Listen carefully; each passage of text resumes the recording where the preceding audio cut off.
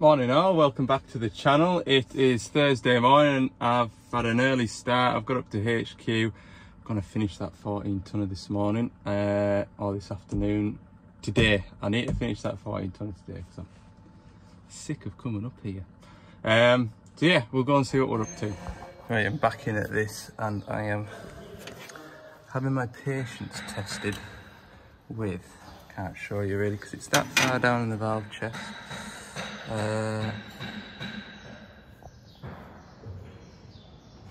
That fit in there, that one. I need to tighten that nut up so that it's pointing in the right direction. Way down in there. And I've got it so far, but I think it just wants a final nip. But I can't get a blooming spanner on it for love nor money. Oh, very difficult, really testing my patience. Worst thing is, it was pointing in that direction as standard, and then I moved it to suit the first hydraulic setup, and then sort of the goalposts were changed slightly. So I need to move it back in the opposite direction again. I don't want to take loads and loads of pipes off. There'll be about 6 pipes to take off just to get that tightened, but it's looking like I'm going to have to. Have a look at that. Hydraulically, I am finished now. And I'll talk you through, once I've finished the electrics, what I'm going to do is I'm going to go through everything that we've changed on here. But have you ever seen so many pipes in one bit? Good night. Right, I need to see that bit of conduit there. I need to run that up into that armrest.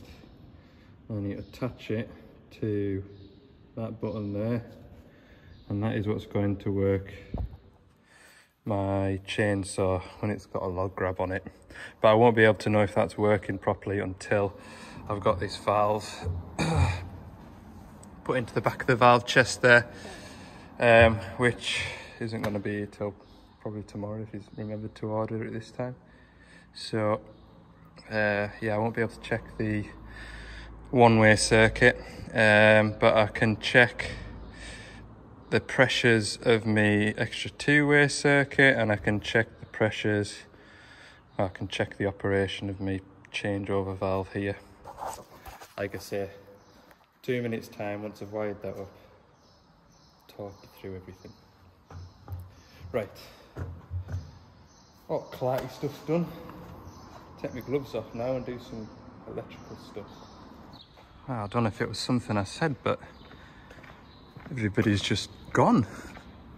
Places to be. Now I'm stuck here. Right, I made a mistake wiring this up. These new 140s are 12 volt and 24 volt, and I just use a test light for picking my power up, and this is 12 volt and I need 24 volt. So thankfully I've left plenty of length of wiring. I was going to tie that up there, but I'll take it off there and move it over to here, and that'll work me solenoid, it'll work me relay to then work me breaker solenoid, which is behind that pipe, and my 2-pump solenoid, which is here. So we'll plumb that in, and electrically, once I've got my wiring done in the cab, electrically that's all done, and then in an hour or so's time I'll put the flow meter on it and check the pressures, and then I'm going to tell you what I've done, and hopefully you'll understand. We've had a bit of an environmental disaster here, look. So I did notice when I've been away they've put these pipes up the boom, and I noticed this side had a cap on, and we didn't put a cap on the other side, and I started it and I was looking in the blooming valve chest area over there for leaks. I turned around and spotted that puddle. Oh God, what a mess. You know me, I don't like making a mess. I can't even reach the thing without standing in it. I want that to stop leaking now. Grab a plug. Oh Lord. But it's a while since I've done a dance in the grit. Getting it all tidied up. It's a while since I've swept a workshop as well. Don't often get to sweep workshops, like I've still got it. I decided to take that machine out of here. I've given it a wash off because there's a fair bit of oil about it before I put the belly plates and things back on. Or somebody puts the belly plates back on, I'll see how I go. I want to check the pressures and everything on those extra lines that I've done. So anyway, there's a wagon blocking the way in, and it might as well dry off outside in the sun. I'll tidy up around here before I fetch it back in. Tell you what, it's bloody hot now, like. I am getting hot and bothered. I went to go and wash that digger. That took half an hour. The blooming hose has likely burst. Oh, we put a new bit of hose on it, grand. So I went to go and get it, and then it's got like a quick coupler on it to plug it onto the pressure washer, and that thing was bust. So I fought on with that for 15 minutes, and then decided to give up with the quick couplings, and I've just piped it straight on just so I can get what I need done. Just mad really, innit, how you got to do one just a quick rinse off, 5 minutes. Half an hour later you're just starting to wash it. Right, I'll sweep all that into a pile. I don't think there's a grip bin about, so I'll just sweep it into a pile and bring the digger back in. That wagon's nearly away now. So I've got the machine back into the workshop after I've washed it off. So now's probably a good time to show you what all I've done and what all this machine is going to be doing. So first of all, I've said before, the machine is generally used with a tilting bucket on, and that is used to shape the sides of forestry roads. The customer prefers to run his tilting bucket off the rotate circuit, and that's just because it's got a lower oil flow, which means it's a little bit more precise. But he also wants to use the blade off the thumb wheel too. So what I've installed is a switch, and as you can see it looks like a blade. So at the moment his rotate thumb wheel works the blade. As he's tracking along he can, you know, adjust his grade, and then when he wants to shape up with his tilting bucket on, flick this switch down here, and that will then activate the rotate lines, which you can just see tensing up and down. If I zoom in over there, you can see the pipes moving. So that's actually the easy bit, and that is done through that changeover valve there. So it's either going down to the blade or the oil's going up the boom. So that's one job done. Second job, the customer with his previous 140-5, he put a rotating saw, circular saw on, and that needed, I think it was like 90 litres a minute. Now the issue with that is when he was working his saw, the saw would spin up to speed, but because the saw was taking so much oil away from the machine, when he went to slew, the slew function was very slow. And that is because on the main valve chest, the slew spool and the option spool are on the same side. So you've got one pump to either feed the option spool or the slew. So the idea was then, because we aren't using that dozer valve on the top of the valve chest anymore, we moved the, what did we do? We extended the pipes from the option spool up to the dozer spool. So when he works the dozer spool, that's on the other side of the valve chest, that's a different pump feeding that, which means that the option spool is now redundant, it isn't doing anything. And that was what was to do. So you've got oil flow feeding your circular saw, and you've got another pump feeding your slew, which should, in theory, allow the machine to slew normally, or as normal as possible, and circular saw at the same time. Grand. Then the customer has likely got a log grab with a chainsaw on it. It's a new addition to his fleet, so to speak, and that requires, the chainsaw requires, I think it's at least 150 litres a minute. Now one pump cannot supply 150 litres a minute, so it's the same job as what I did with the Agriforest machine, which is we now use the option spool again. So the option spool was dead-ended, it was made redundant. We've sort of reinstalled that today. So now when I press this spare button here, it will, in theory, well, it does, it powers up the option spool, which is this extra line here, that one there, and that will give a 2-pump oil flow feed to the chainsaw. So if I press that button, now then, what do I need to do? Oh, it's this button, silly. See that pipe tensing? So that is putting oil flow down, and then because it's only one way, the pipe coming back the way is that one there, and that's going straight back into the oil cooler and back to tank. So I think that all works now. What I need to do obviously is check flow and pressures, but at the moment we've only got one pump oil flow going through here because, like I say, we're waiting on that bypass cut spool to go in the back of the valve chest, but that can be done by somebody else. I have done everything I can today. What I'm going to do now is put all the belly plates back on, and if I've got time I'll put the flow meter on it. If not, somebody else can double check my work, but I'm pretty sure everything should work as it should. So yeah, when I press that spare button,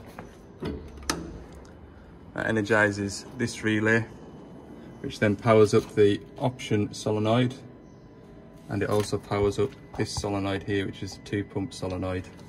That brings both the pumps in, but like I say, we're waiting on that spool to come. So hydraulically, it's a pretty well spec machine now, and it's got everything. Now, it was mentioned in a comment, why can't you spec that from the factory? Well, if that was a spec from the factory, goodness knows what the lead time would be, because why is that? The lead time on that would be, because it's such a specific job, or specific jobs that the machine's got to do. I don't even know if all that is an option, to be fair. So we've kind of come up with a solution for everything on one machine. Right, I'll go and put some belly plates on. So if you compare this standard machine, completely standard, and have a look up here on the valve chest as well. Nice and simple and minimalist. I'll show you the valve chest on that one over there now. So there's all the pipes on the boom. That there, by the way, that is grease. Obviously this arm was repinned and bushed, and that's the grease that'll have melted out of that up there when they heated the bushes out, so that'll all wash off. Yeah, up here, look. Look at that. That is crazy. That is crazy. It's also got extra work lights on there, so we've got twin lights there. We've also got lights on the side of the cab, and I think possibly not, but possibly these lights at the back are added as well, because to get extra lights on the back of the cab, it's like a light package that needs to be ticked.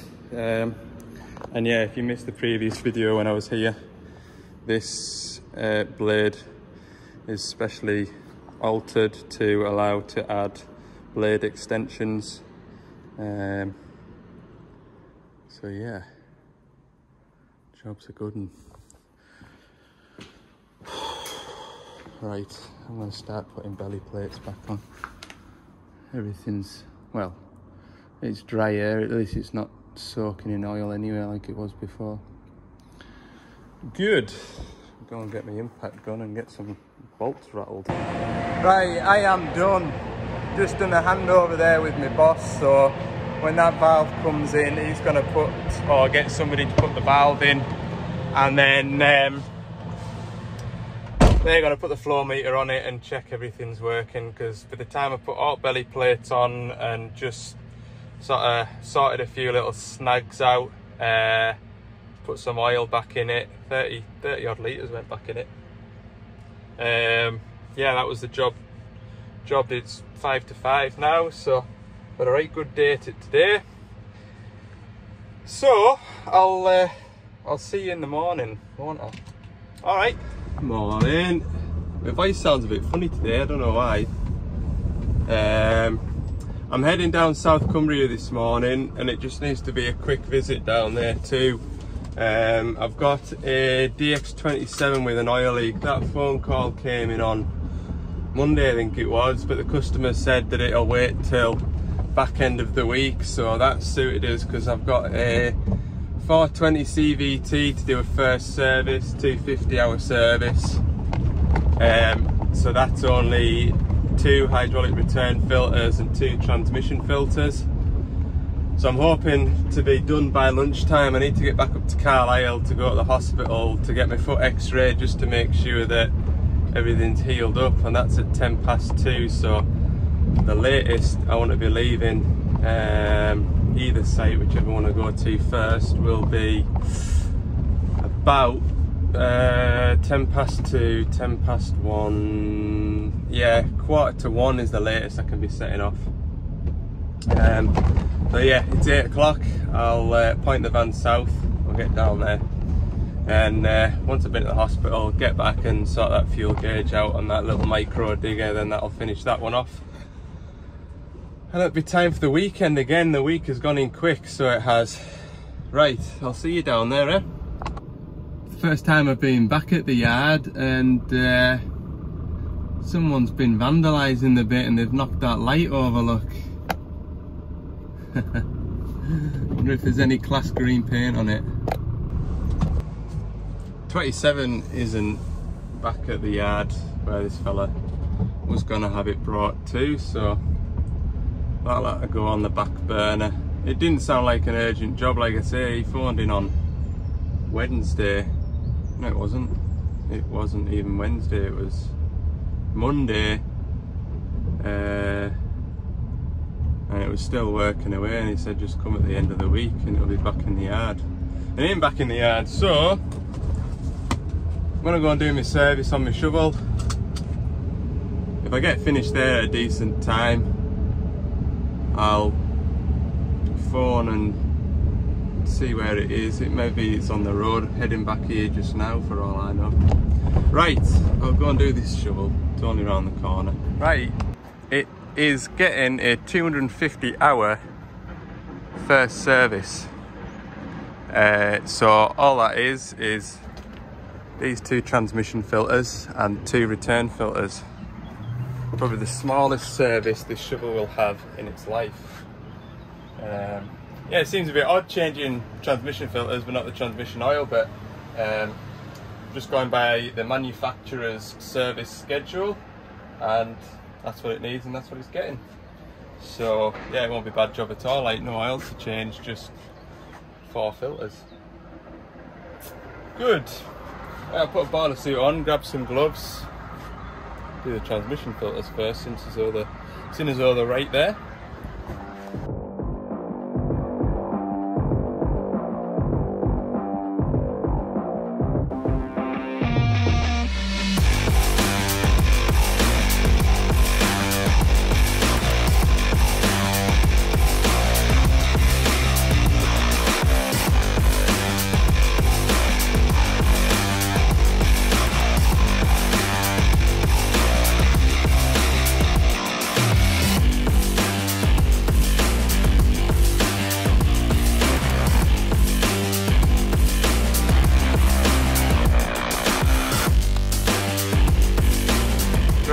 service complete. I'm just having a run around the yard making sure everything's right. Goodness me, these CVT transmissions can get up and go. And it is the strangest thing. I'm not touching the brakes. It just comes to a stop. What a bit of kit this thing is. The driver of the original 420 is just coming up here in his old shovel. He absolutely loves this gearbox. And I'm sure, now I might be wrong, but I'm sure they were loading away from the crusher and he reckoned that it was 160 litres less fuel on the CVT transmission doing the same job as the conventional power shift. And that is mainly because that shovel there has got an extra cylinder than this one. This is a 5-cylinder Scania engine, that one's a 6-cylinder. And I bet that's where most of the fuel consumption savings are. But yeah, oh, he reckoned it, well it does, it weighs 500 kilos less as well, so there's less shovel to move around. But yeah, I'm not touching anything there and it's just stationary. You don't use the foot brakes at all, he says, you just get used to just feathering the throttle. Really nice. Got a bit of a traffic jam up here, look, so I'll park back up anyway, and 11 o'clock, so I've plenty of time to get back up to Carlisle. I thought when I finished that service and I set off out that quarry, I thought I'll just nip back around to this yard and see if the digger's here. And literally as I was coming into the village, I caught up with it on the back of the trailer, so I'm just checking to see if I've stopped the leak now. It was coming out of this fitting here. Seems to be dry now. That's the case drain filter head, so it's the case drain from the motors. So I'm just tracking it round and round now, making sure I've cured it. It's looking good though, it was absolutely soaking. You can see when it's been sat on the trailer, see how damp it's been on here. So yeah, it's looking good at the moment. We'll let it run for 5 minutes and then pack up. Nice simple little job, look. Just topped up the hydraulic oil level and pack it away now. Job's done. Pleased I caught that because I'm sure if I didn't today, be on the phone wanting us before it goes out on hire again. And that'd be next week when I'm on training, and then somebody from Castle Douglas would have had to have come all the way down here just to do that little O-ring, which would have been a long way to come for a little job. Right, we'll pack up, head back up to Carlisle. I know when I tell people the area that I cover, you know, all of Cumbria and the borders, I do it sort of for the most part on my own. And you get a few raised eyebrows like, oh, well, what happens if you know, like up in Edinburgh and a machine breaks down in Cumbria? What do you do? Well, either the job that you're going to be going on to next, if it's not urgent, you'll cancel it, or you'll phone ahead, you know, speak to HQ and see if they've got anybody available. And a good example of that was when I was doing that 225 counterweight that day. When was that? Tuesday, was it?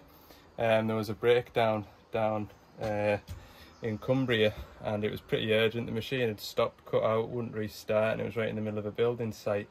And so while I was doing that time lapse of fitting that EPPR valve, which is why you didn't get an awful lot of detail on that job, because I was on the phone to the customer diagnosing it over the phone, and then sort of backwards and forwards to HQ getting something organised. And sort of by the time I'd got to that 225, there was a lad on site down in Cumbria there sorting that job out.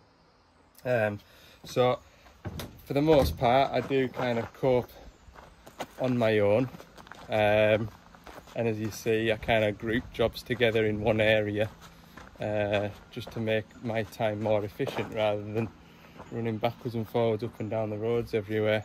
Sometimes it doesn't work out like that, but you know, I've got a plan in place, and if needed we'll just pull somebody else in to give us a hand. Right, so yeah, nobody's ever stuck. Nobody is ever stuck.